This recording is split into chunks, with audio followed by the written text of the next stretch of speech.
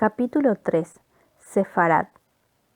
Fue con seguridad en Sefarad donde por primera vez me inquietó la posibilidad de poder curar a la gente.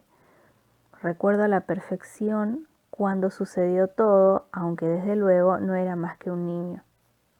Por aquel entonces, la esposa de mi padre, al igual que la primeriza Sara, a la que atendí hace apenas unas horas, se encontraba esperanzado por la llegada de un retoño. Sin embargo, la presencia del dolor en mi vida era muy anterior y se remontaba al día en que nací, que fue precisamente el mismo en que murió mi madre, el 14 de Nisan del año 4895 desde la creación del mundo por Adonai. En realidad, por lo que yo sé, era una gran mujer, pero muy diferente de Abba. Mi padre ejercía el respetado cargo de Dayan en Córdoba, pero por encima de todo pertenecía a una familia de hacendrado abolengo. Durante no menos de 100 años tuvo sus antepasados, habían sido también Dayanim, encargados de conocer los pleitos que se producían entre los hijos de Israel y darles una solución justa y equitativa. Sin embargo, sus raíces se hundían mucho más hondamente en la historia de nuestro pueblo. Con relativa facilidad podíamos retroceder casi 1000 años en el tiempo y encontrarnos allí con Yehudá Hanasí, un ancestro que había tenido un papel fundamental en la redacción de la Mishnah, e incluso había familiares más osados que se retrotraían otro milenio y enlazaban a nuestra familia con el mismísimo rey David. Muy diferente, empero, era la situación de mi madre. De hecho, pertenecía a una familia de carniceros, ni más ni menos. Seguramente habrá quien se pregunte cómo fue posible que se contrajera tan desigual matrimonio. Y a esa cuestión debo yo responder que la razón se encuentra en un sueño. Me explico. Cuando Abba le comunicó a mi abuelo que tenía intenciones de casarse con la que sería mi madre, este comenzó a mesarse los cabellos, a levantar los brazos al cielo y a lanzar sobre él improperios con la intención de convencerle de que la hija de un ignorante, en cuya casa mal cumplíase la Torá, jamás podría ser una buena madre que educara correctamente a los hijos de un futuro Dayán. Por lo que sé, los argumentos de mi abuelo fueron expuestos con una extraordinaria contundencia y solidez, pero no contuvieron a mi padre. Más bien, cuando el abuelo se tomó un respiro para descansar de su perorata, Abba le miró fijamente y le dijo: «Padre, lo que dices está cargado de razones, pero he tenido un sueño en el que se me mostraba que debía tomar por esposa a la hija del carnicero. No puedo desatender una orden superior». Y no lo hizo. Se casó con mi madre y al poco tiempo ésta quedó embarazada. Mi padre me contaría luego en repetidas ocasiones que en cuanto supo la noticia comenzó a rezar para que su hijo fuera un varón y sobre todo conociera y obedeciera meticulosamente la Torá que Adonai entregó a Moisés en el monte Sinaí. Era consciente de que su esposa no era la persona más preparada para llevar a cabo esa tarea, pero pensó que él se bastaría y se sobraría para educarme de la manera más adecuada.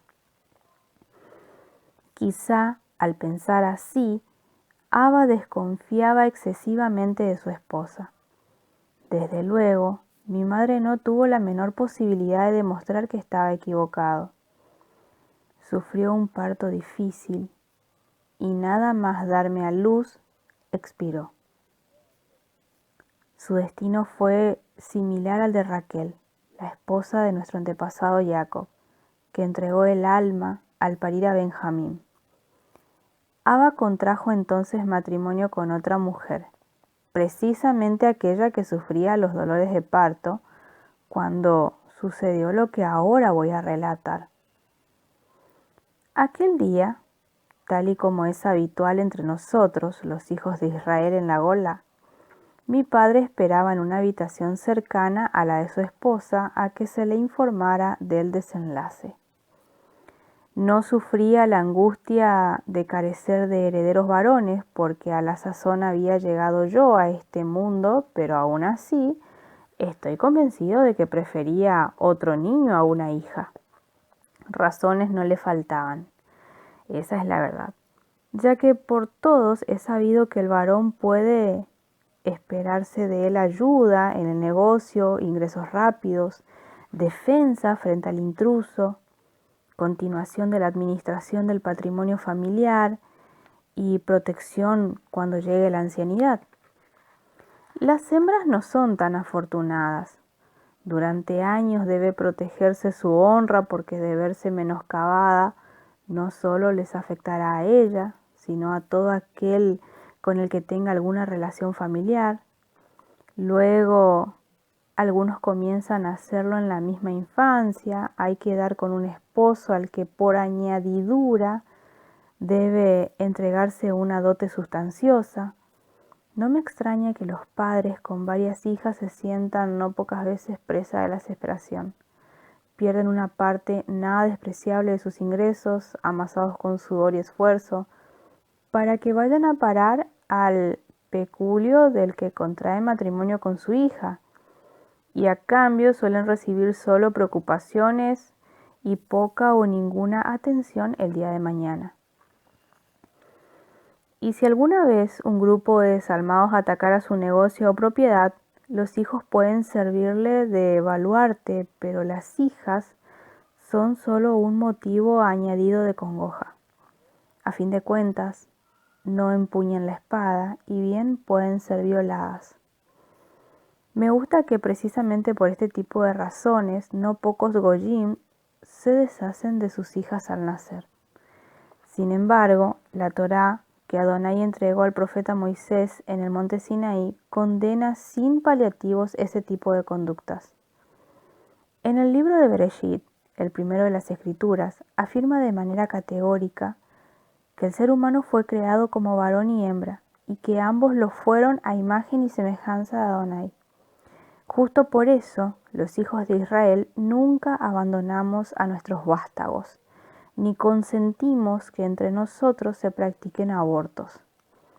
¿Cómo íbamos a destruir o abandonar a una criatura que lleva impresa en su corazón la impronta de aquel que sostiene los mundos con la fuerza de su palabra? Yo era consciente aquella tarde de que me encontraba cerca de una situación especial, ya que no en vano las mujeres de la familia habían estado llegando durante todo el día con canastas de frutas, verduras y aves de corral. Hacían mucho ruido, daban voces y no reparaban en tapizar sus acaloradas conversaciones con exageraciones, aspavientos. Pero a mí precisamente todo aquello no me desagradaba, sino que me provocaba una alegría chispeante y difícil de definir. Era como si se anunciara una fiesta cuyo contenido ignoraba, pero que en cualquier caso me contagiaba de su gozo vivaracho. Durante un buen rato recibí los besos sonoros de las recién llegadas, sus achuchones admirativos y sus frases referentes a mi estatura creciente o a la fuerza de mis músculos. Ahora que ha quedado sobradamente de manifiesto que no soy ni alto ni fuerte, el recuerdo de aquellas palabras me ocasiona una sensación agridulce, mezcla de nostalgia y ternura. Pero en aquel entonces sé que me causaron un orgullo alegre y hasta temerario. Me hallaba sumido en aquel sentimiento cálido y dulce a la vez cuando a mis espaldas resonó la voz fuerte e imperativa de mi padre. Moisés, ven. No tenía desde luego el menor deseo de abandonar aquella bullanguera compañía femenina para acudir al lado de Abba, de manera que dirigí unos ojos mudos pero expresivos hacia la suegra de mi padre. Aunque no me unía con ella ningún lazo de sangre, siempre me había tratado con cariño y creía yo que bastaría con que intercediera en mi favor, con que alegara que podía serle de utilidad pelando verduras o desplumando un pollo, para que me viera liberado de la presencia paterna. Por eso, ni me volví ni realicé el más mínimo ademán que pudiera indicar que había oído la orden. Se trató solo de un instante, pero en su brevedad experimenté la divertida alegría del que cree que se ha salido con la suya, y que consiguiéndolo es un ser más libre. Moisés, ¿estás sordo? Dirigí nuevamente unos ojos infantiles y suplicantes a la anciana. Esta vez, sin embargo, lo que pude leer en sus pupilas negras me inyectó una pena extraña, teñida por el sentimiento de lo inevitable. Será mejor que obedezcas a tu padre, me dijo mientras me acariciaba suavemente la mejilla izquierda. Hubiera deseado rebelarme, protestar, patalear, gritar incluso, sin embargo me contuve. Sabía de sobra el enunciado del quinto mandamiento que Adonai había entregado a Moisés en el Sinaí, aquel que dice: honra a tu padre y a tu madre como Adonai tu Dios te ha ordenado, para que se prolonguen tus días y para que te vaya bien sobre la tierra que Adonai tu Dios te da. Desde luego, aunque fuera un niño, no estaba dispuesto a que se acortaran mis días simplemente por no obedecer a mi progenitor, y más cuando nadie me apoyaba. Con la cabeza baja y un gesto que pretendía aparentar que no había oído la primera vez que me había llamado, llegué a la altura de mi padre, el conocido rabino Dayan Maimón. Moisés, dijo con voz tranquila pero a la vez severa, no puedo perder el tiempo esperando a que obedezcas. Si te llamo debes acudir de inmediato. Hubiera sido absurdo intentar justificar lo injustificable. Asentí sumisamente con la cabeza mientras elevaba lo menos posible los ojos para descubrir la forma que adoptaba la mirada de mi padre. Pero las pupilas del Dayan Maimón se hallaban enfocadas en una dirección por completo distinta, la de la puerta de su gabinete. Entré en la habitación detrás de él y de inmediato describí la Megilá de la Torá que reposaba abierta sobre la mesa. ¿Así que se trataba de eso? Mientras su segunda esposa traía a este mundo a un hermano y las mujeres de la casa cocinaban y se reían, yo debía continuar los estudios de la Torá. Una sensación de malestar, como si fuera un pájaro inerme al que acaban de encerrar en una odiosa jaula, descendió fría y desoladora sobre mi pecho. No es que no me gustara el estudio de la Torá, me encantaba, a decir verdad, aunque lo normal era que en casa y en la calle habláramos en árabe. Aunque era esa la primera lengua que había aprendido a escribir, la lectura de la Torá me permitía adentrarme en otro idioma, un idioma especial, extraordinario, sobrenatural, el hebreo. No se trataba solo de que pocos lo conocían y podíamos entendernos a través de él. Y eso era un aliciente más que considerable, sino que además era el mismo lenguaje en que Adonai se había dirigido a Abraham, Isaac y Jacob, con aquellas palabras, con aquellos verbos, con aquellas construcciones. Adonai había anunciado a Moisés que liberaría a mis antepasados de la esclavitud de Egipto. Había asegurado a Josué que los muros de Jericó se desplomarían con el sonido de las trompetas y había confirmado a David que no debía temer a los crueles filisteos porque los entregaría en sus manos.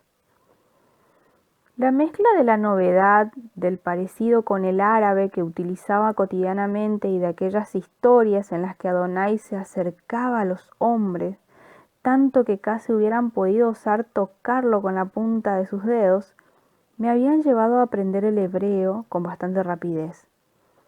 Lo más difícil, sin embargo, vino después. Apreciamos el conocimiento de las palabras porque nos enseñan cuáles nos alimentarán mayor y cuándo.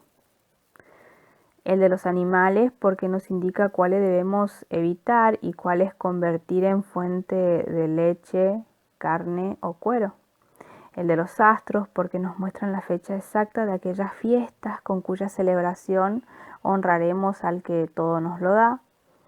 Realmente no existe conocimiento que merezca el nombre de tal si no nos proporciona un instrumento válido para vivir mejor. Por eso precisamente el estudio del hebreo resulta útil para leer la Torá. Pero la belleza de las historias y los mandatos contenidos en ella no tendrían ningún valor de no ser porque nos enseñan a vivir según lo que el Creador de todo dispuso. Cuando mi padre, el rabí y Dayan Maimón, me enseñaba todo aquello, en realidad estaba abriéndome las puertas de un conocimiento no sospechado, que como todo conocimiento valioso era difícil y exigía esfuerzo. Ahí exactamente fue donde la Torá dejó de resultarme divertida y sugerente, para transformarse en algo no pocas veces complicado y enojoso. Siéntate, me dijo indicando un taburete de 3 patas que estaba situado cerca de la pulida mesa donde reposaba la Megilá de la Torá. Obedecí resignado mientras pensaba en el fondo de mi corazón que quizá el nacimiento de mi hermano o el anuncio de la comida podría aliviar mi tiempo de estudio. ¿Recuerdas qué fue lo último que vimos ayer?, preguntó mi padre mientras se situaba a mi espalda, una posición que le permitía tener dentro de su campo visual tanto la Megilá de la Torá como a mí. La pregunta era fácil, pero yo no tenía interés en contestar con rapidez. En realidad lo que deseaba era ganar tiempo y para conseguirlo puse en funcionamiento una de mis tácticas dilatorias más afortunadas. La semana pasada comencé a sabiendas de que esa no había sido la pregunta de mi padre. Estuvimos examinando primero las 10 devarim que Adonai entregó a Moisés en el Sinaí. Luego vimos el gran mandamiento que Adonai ha prefijado para los hijos de Israel y que pronunciamos 3 veces al día en la oración del Shema que dice: Moisés, sé de sobra que conoces la oración del Shema. Me interrumpió mi padre con un leve tono de impaciencia. ¿Recuerdas lo que vimos ayer? Resultaba obvio que mi táctica había obtenido escaso resultado. Bien, no me quedaba sino aceptar las cosas tal y como venían. Ayer, dije intentando ocultar mi contrariedad, comenzamos a ver las advertencias contra la idolatría que Adonai entregó a Moisés y que éste consignó en la Torá después de las exhortaciones a la obediencia. Estas exhortaciones a la obediencia revisten un interés especial porque no es necesario que me expliques por qué son interesantes, Moisés, cortó secamente mi padre. Comienza a leer donde nos quedamos. Aparentando una dedicación que distaba mucho de disfrutar en aquellos momentos, busqué con la mirada el lugar donde había comenzado la lectura. Mi padre escuchó con aparente indiferencia la manera en que entonaba las palabras hebreas. Ignoró si ya estaba acostumbrado a que leyera bien en la lengua sagrada o si consideraba que otorgarme elogios no se encontraba entre sus funciones. «Detente ahí», dijo al fin.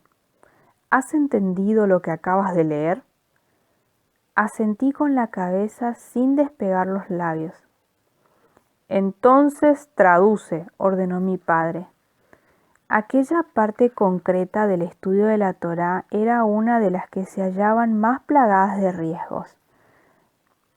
Por regla general, podía traducir el texto con relativa facilidad, pero cuando menos lo esperaba, aparecía alguna palabra de infausta oportunidad que no solo desconocía, sino que no parecía lo más mínimo a ninguna otra que hubiera podido leer con anterioridad.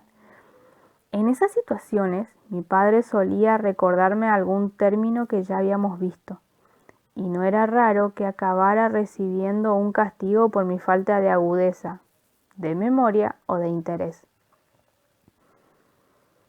Y por haber escuchado estos mandatos, comencé a traducir, y haberlos guardado y haberlos puesto en obra. Adonai tu Dios guardará contigo el pacto y la misericordia que juró a tus padres. Observé de reojo a mi padre. Había cerrado los ojos, tenía las manos depositadas en el regazo, y se hubiera podido pensar que dormitaba. Desde luego, si era así, podía considerarme afortunado. Inmediatamente interrumpí la traducción. Por un instante dulce y delicado, mi padre mantuvo inmóviles los párpados. Estuve a punto de lanzar un grito de alegría para subrayar el gozo que me producía aquella inesperada liberación, pero me contuve. ¡Qué fortuna la mía! Solo debía esperar unos instantes más y a continuación abandonar aquella sala. Moisés, ¿puede saberse por qué has interrumpido la lectura? De no ser porque había contemplado claramente el movimiento de sus finos labios, podría haber jurado que era otro el que me había pronunciado aquellas palabras de reproche. Y te amará, proseguí tragando saliva. Y te amará, te bendecirá y te multiplicará y bendecirá el fruto de tu vientre y el fruto de tu tierra, tu grano, tu vino, tu aceite, la cría de tus vacas y los rebaños de tus ovejas en la tierra que juró a tus padres que te daría. Hice una pausa. Mi padre no me había interrumpido, pero la expresión que tenía pintada en su rostro, donde los ojos seguían cerrados, parecía indicar más que nunca que transitaba por los senderos del sueño. Quizá. Moisés, ¿acaso deseas agotar mi paciencia? No, balbuceé.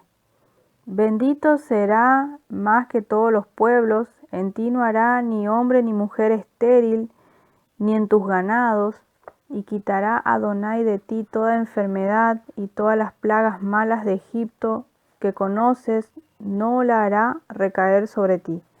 Me detuve.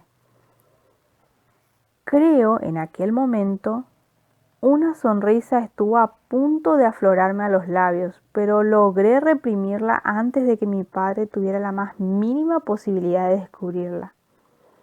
Para remate, seguía con los ojos totalmente cerrados y la misma expresión distante del mundo donde liba la abeja y crece la espiga. «Abba», dije, adelantándome a cualquier posible reprensión. Desearía formular una pregunta. Mi padre, el rabino Maimón, no pronunció una sola palabra. Se limitó a alzar el dedo índice de la mano derecha para indicarme que contaba con su autorización. «Verás, Abba», dije con tono de inusitado interés, «aquí nos enseña la Torá que Adonai liberará a los hijos de Israel de cualquier enfermedad. Es así, ¿verdad?» «¿Esa es tu pregunta, Moisés?», dijo mi padre, y en sus palabras percibí un ligero tinte de impaciencia. No, respondí. Creo que el texto lo entiendo. Lo que deseo saber es otra cosa. Si Adonai ha prometido que quitará las enfermedades de los hijos de Israel, que vivan de acuerdo a la Torá, y Adonai no puede mentir, ¿significa eso que podemos confiar en que curará siempre nuestras dolencias? Las cejas de mi padre se elevaron trazando dos curiosos arcos sobre sus ojos, pero siguió manteniendo los párpados cerrados. «Sí, Moisés, en eso podemos confiar», respondió con voz cansina, y ahora continúa. «No he formulado todavía la pregunta», le interrumpí respetuosamente. «Lo que deseo saber es para qué necesitamos médicos si de todas formas Adonai se ocupará de sanar nuestras enfermedades». Por primera vez desde que había iniciado la lectura de la Torá, los ojos de mi padre se abrieron. Lo hizo de manera rápida, repentina, instantánea, como si hubiera estado dormido y le hubieran propinado un golpe, especialmente doloroso, que le hubiera arrancado del mundo de los sueños. ¿Qué acabas de decir, Moisés?, preguntó mientras un gesto de sorpresa surcaba su rostro con la misma fuerza que el plateado relámpago rasga el negro firmamento las turbulentas noches de tormenta. Tragué saliva, pero en lo más íntimo de mi ser sospechaba que la difícil tarea de leer y estudiar la Torá había llegado a su final por aquel día. Abba, lo que deseo saber es para qué es necesario un médico si Adonai ha prometido curarnos, respondí. Yo creo que... No pude concluir la frase. Mi padre alzó la diestra imponiendo silencio. Luego se puso en pie. Se llevó las manos a la espalda y comenzó a caminar con lentitud por la habitación. La cruzó al menos 3 veces antes de detenerse frente a la única ventana de la estancia. Como era habitual en las moradas de Sefarat, se hallaba cerrada de forma casi hermética por una hermosa celosía de madera calada. Aquella hoja, no especialmente gruesa, servía no tanto para proteger de los ladrones como para preservar la intimidad casi sagrada de los habitantes de cada casa. Su discreto trazado permitía observar sin ser vistos y contemplar sin ser objeto de indiscreciones no deseadas. Por un instante, mi padre, el rabino Maimón, se paró ante aquel centinela de nuestra intimidad como si observara algo que mis ojos no podían captar. No me moví del taburete, aunque ansiaba levantarme para saber qué llamaba su atención de aquella manera. ¿Se trataba de un insecto? ¿Quizá de una mancha? Concentraba mi pensamiento intentando descubrir cuando, inesperadamente, alargó las manos a la celosía y tirando de ella la abrió. Una nube de luz caliente y amarilla penetró en la habitación con la misma fuerza que debió de brotar el agua de las fuentes celestes y subterráneas cuando se inició el diluvio en los días de Noé. No como si aquella luminosidad inesperada viniera de la mano de un viento que impetuoso llenara la estancia hasta su rincón más recóndito. Mis pupilas se habían acostumbrado a la suave penumbra de manera que, sin poderlo evitar, me llevé las manos a los ojos para eludir aquellos agudos dardos de luz que me los herían como si se tratara de teas diminutas. Solo cuando Abba se situó entre la luz cegadora que entraba a raudales por la ventana y mi rostro, me pude permitir apartar los dedos. Moisés, dijo, deseo contarte una historia. Hace años, muchos años, unas lluvias inesperadas provocaron el desbordamiento de un río y las aguas sobrepasaron el cauce hasta anegar los campos y las casas de los que vivían cerca de la ribera. Entre las víctimas de la riada se encontraba uno de los hijos de Israel. Afortunadamente, su morada se hallaba en la falda de una montaña, pero al contemplar cómo las aguas comenzaban a remontar la vaguada, tomó su kipá, se la caló y se dirigió a Adonai. Baruch atah Adonai Eloheinu melech haolam, dijo con auténtico fervor. Ayúdame tú, que retiraste las aguas del mar de las cañas para que pudiera pasar el pueblo de Israel dirigido por Moisés. Tú que dividiste las aguas del río Jordán para franquear el paso de las huestes de Josué. Así suplicó a Adonai, convencido de que tenía poder para ayudarle. Apenas había concluido la oración cuando llamaron a su puerta. Eran 2 primos suyos que le dijeron: Isaac, la riada está subiendo desde el valle. Hemos decidido escapar de ella y tenemos una mula de sobra. Monta en ella y acompáñanos. Isaac lo pensó, pero casi de inmediato rechazó el ofrecimiento, convencido de que Adonai acudiría a su ayuda. Apenas sus primos abandonaron el lugar, Isaac se asomó a la ventana de su casa y descubrió con espanto que el agua seguía subiendo por la ladera y que sus remolinos parduzcos devoraban todo a su paso. Por un instante sintió miedo, pero al instante volvió a calarse la quipá y nuevamente suplicó a Adonai que lo librara. ¿Y esa vez lo libró?, pregunté intrigado por la historia. Mi padre no pareció escucharme. Se limitó a mirar hacia algún punto situado al otro lado de la calle y continuó su relato.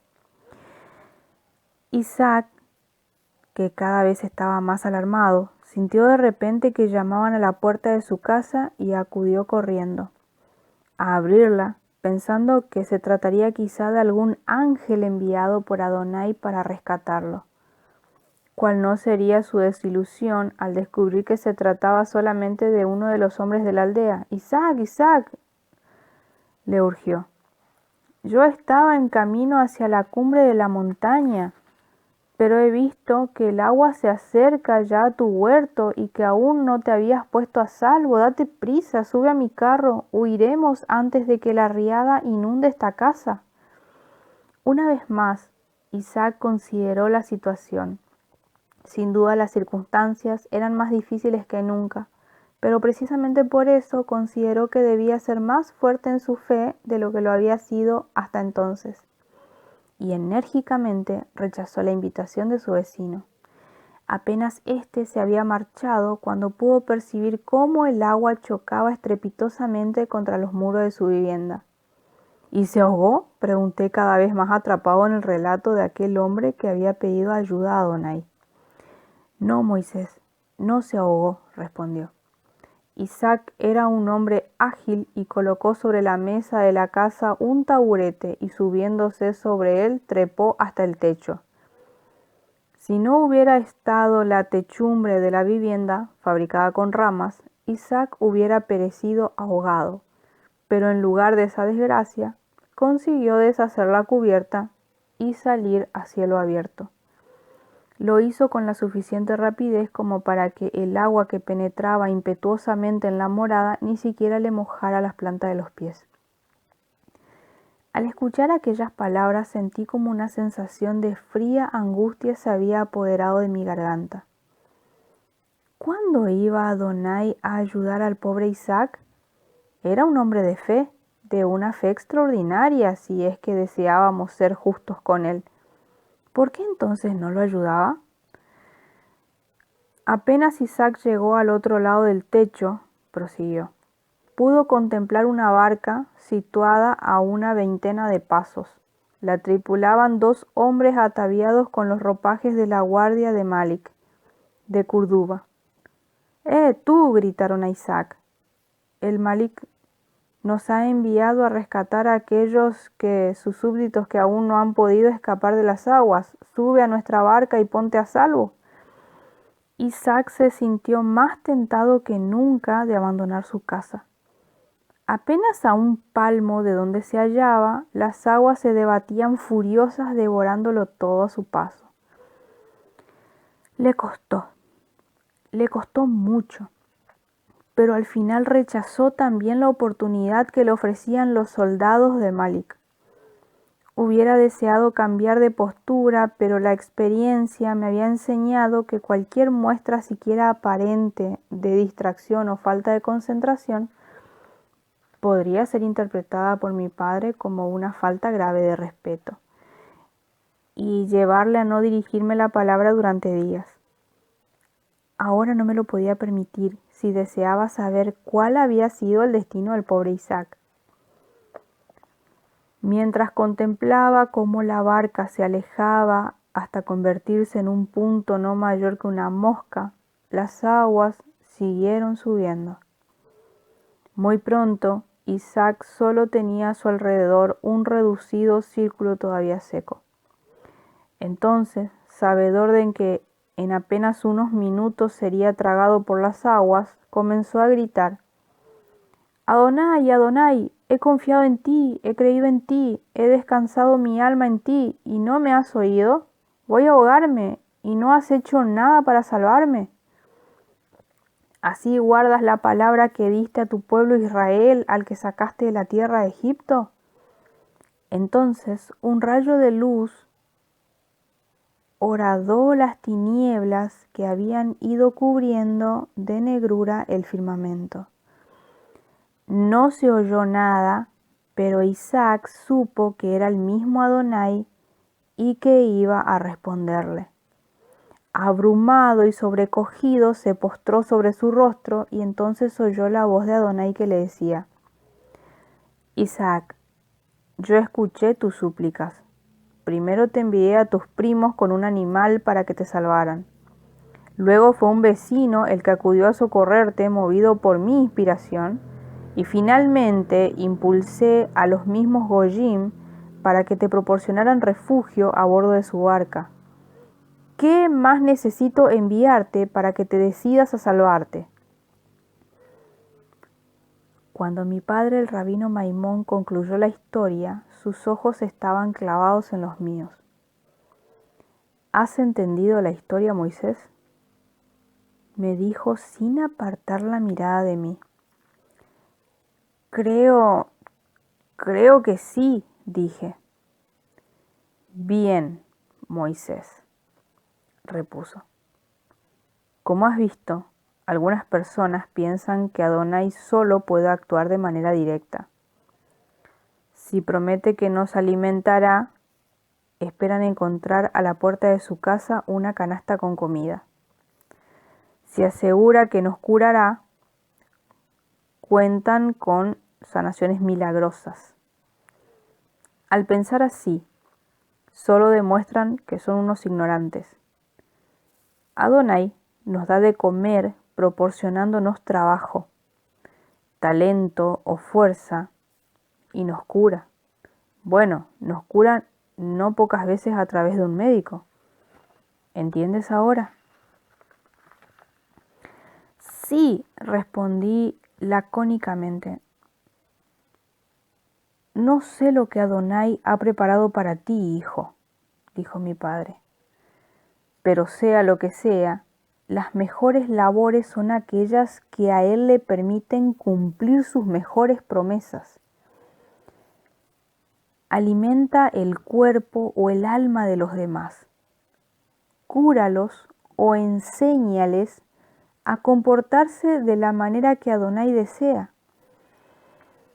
No estaba acostumbrado a que mi padre se dirigiera a mí de esa manera tan directa y sentí como un calor suave y a la vez emotivo invadía todo mi ser desde la raíz del cabello hasta la planta de los pies. Abrí entonces la boca para solicitar una aclaración.